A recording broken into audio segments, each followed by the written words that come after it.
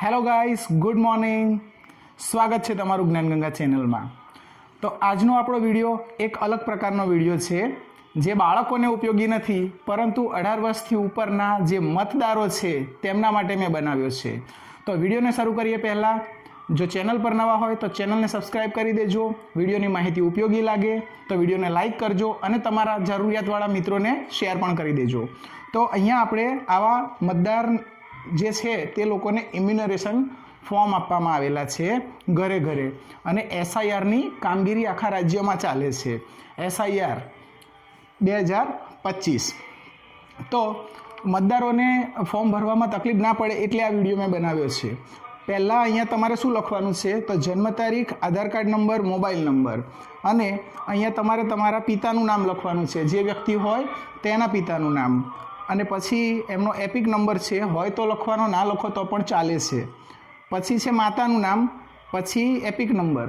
તો માતાનું નામ લખો, એપિક નંબર ના હોય તો વાંધો નથી. મરણ થયું હોય તો હયાત નથી લખી દેવાનું. જીવનસાથીનું નામ અને એનો એપિક નંબર. જીવનસાથી લગ્ન થયા હોય તો જીવનસાથીનું નામ લખવાનું, ન થયા હોય તો કુંવારા લખી દો તો પણ ચાલે, એટલે જે ફોર્મ ભરનાર છે તેને ખ્યાલ આવે. હવે નીચેની બે વિગતમાં બધા જ કન્ફ્યુઝ થાય છે. તો નીચેની જે બે વિગત ભરવાની છે તે 2002 મુજબ ભરવાની છે.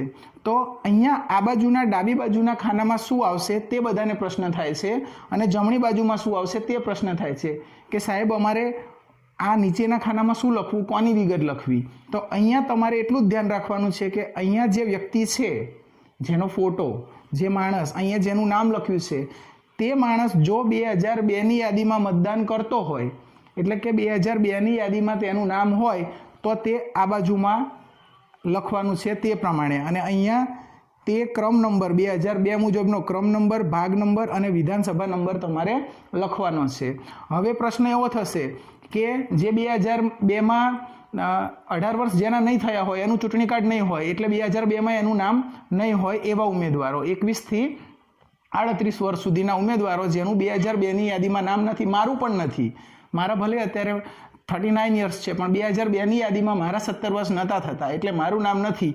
તો હું અહીંયા મારા મમ્મી કે પપ્પાનું નામ લખીશ, અને એમનો 2002 યાદી મુજબ અહીંયા હું વિધાનસભા નંબર, ભાગ નંબર અને અનુક્રમ નંબર લખીશ. અને મને જો ના ખબર હોય તો ચિંતા કરવાની જરૂર નથી, આટલી વિગત ભરી દેવાની મમ્મી કે પપ્પાની.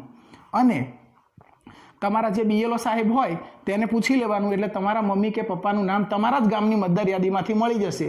પરંતુ જો તમારી પત્ની હોય તો પત્નીના કેસમાં તમારે તેના ગામમાં જઈ અને તેમના બીએલઓ સાહેબ પાસેથી માહિતી મેળવવાની રહેશે, અથવા તો ઓનલાઈન પણ તમે સર્ચ કરી અને માહિતી મેળવી શકો છો. જુદી જુદી લિંક્સ અત્યારે સોશિયલ મીડિયામાં ફરતી છે. 2002ની મતદાર યાદી આખા રાજ્યની ફરતી છે, એટલે એમાંથી પણ તમે મેળવી શકો છો. પણ તમારે મેળવવા માટે વિધાનસભા અને ભાગ નંબર હોવો જરૂરી છે. તમારા ગામનું નામ પણ હોવું જરૂરી છે. તો તમે ઓનલાઈન પણ મેળવી શકો છો બીએલએ સાહેબ જોડે ગયા વગર.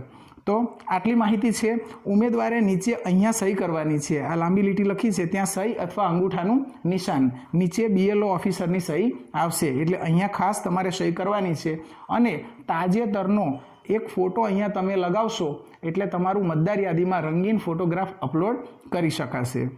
તો જો આટલી માહિતી પસંદ આવી હોય, માહિતી ઉપયોગી લાગી હોય તો વિડીયોને લાઇક કરી દો જલ્દીથી, તમારા મિત્રોને શેર કરી દો, એટલે તેને પણ ફોર્મ ભરવામાં પ્રોબ્લેમ થાય નહીં.